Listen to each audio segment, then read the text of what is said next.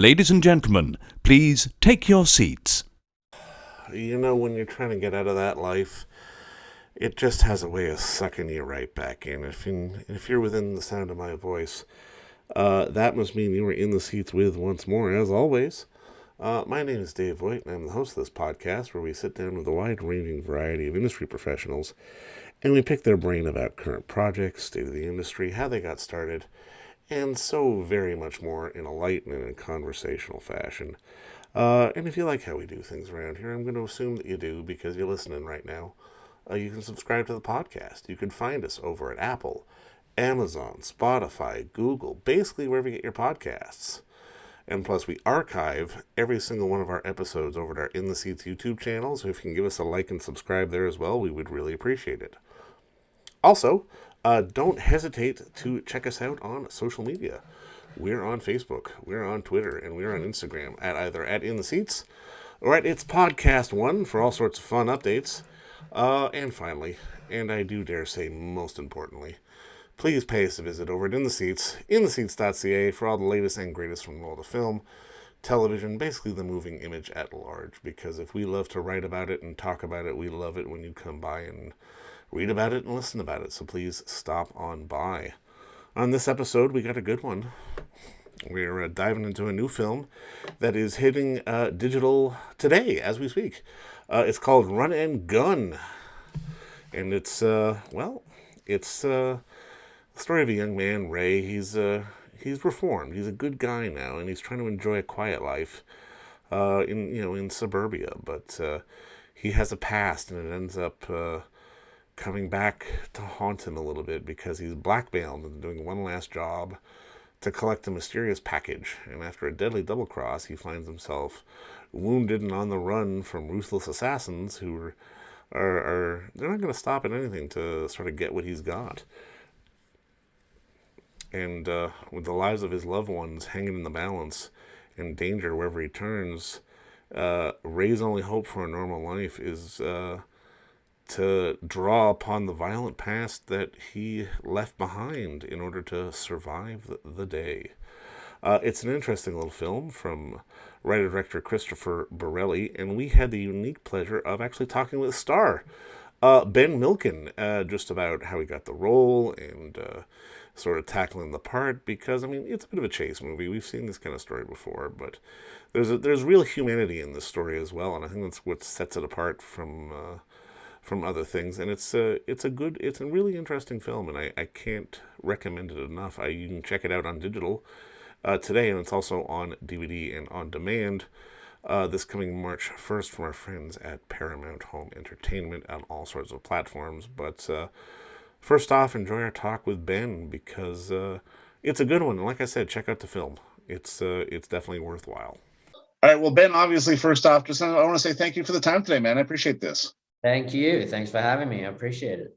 Now, I guess first off, man, just congratulations on the movie, man. It's a lot of fun. But I mean, I guess walk me through how you got involved, how sort of the script initially came across your desk. Well, I had actually, the producer, Matt Allen, was a friend of mine. We made fast friends on a movie that I did a couple of months earlier. And I said to him one day, I really want to make kind of like a action thriller type movie. And he's like, oh, well, I should introduce you to my friend, Chris Borelli. And I said, okay. And then we all got on the phone, and Chris said, well, actually, I'm just had this idea for a story that we could shoot. And, and so he went off and wrote a script, came back, and then I read it. I was like, this is fantastic. Let's go and make this movie now. So, and that's what we did. I love it. No, I mean, it's like, again, correct me if I'm wrong, but at least from a North American standpoint, this is probably the first time you've been sort of the leading man, sort of stepping into those big shoes. Yeah. How was it for you, especially to handle the action as well? I mean, especially in watching it, if there's a stunt man, they did it pretty well, because it looked like you were doing a lot of your own stuff. Yeah, I did. And so I got pretty beat up in this movie, but no, it was I was ready for it, and it was really, really fun. Stepping into the lead role. it was an absolute blast. It was something I've been waiting for, something that I've been wanting to do for a long time, and this is the perfect opportunity to do it. And it just, I can't think, I couldn't think of anything better. It was just an absolute blast. And you know, for people out there listening, it's a good note to remember that if the material's right, and you will let them drag you by a car. That's fine. You know, just Yeah. if it's the right material, let them drag you with a car. At 20 miles an hour.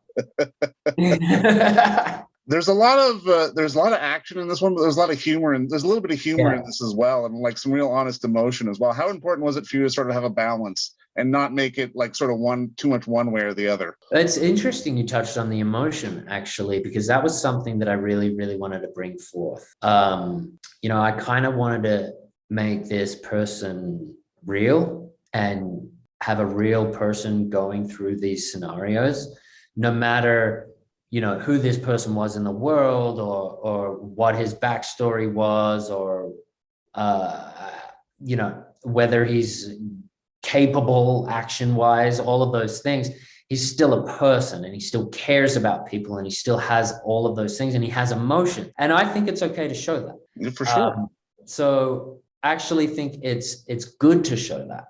So it was really important for me to be able to bring that out for this character, because I feel like, to be able to relate to a person that you're watching on screen, you have to be able to see what's truthfully going on for them in those moments. For sure. And that was really important to me. No, I mean, you're absolutely right. And I mean, Ray quite literally runs through the ringer emotionally and physically. And I mean, we feel it, and it makes his character all that much more relatable. And I mean, I'm curious for you, because when I Ray almost feels like sort of the classic anti-hero in many ways. And I'm like, when you're trying to put it together, like, were you looking at other movies? Like, what was sort of the material you were trying to draw from to find this guy? Because I mean, he's fallible, but he's not someone you want to screw around with at the same time. There's really a lot of duality going on there.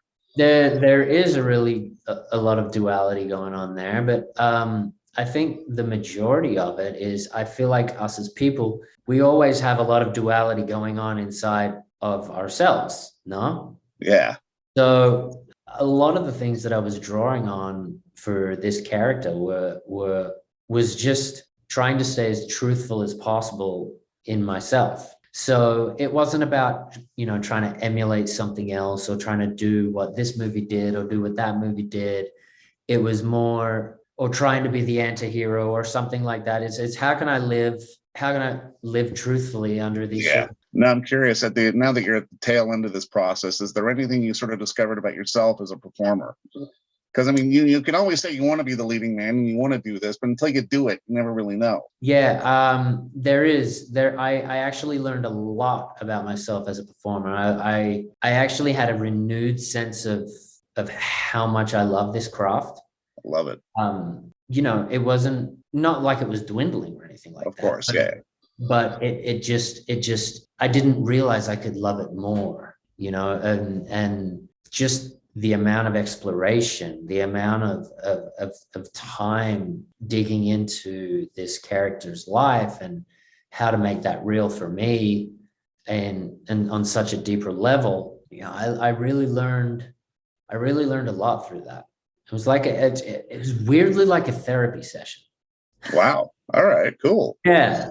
Because you have to access parts of yourself. For sure. And sometimes those parts of yourself are uncomfortable.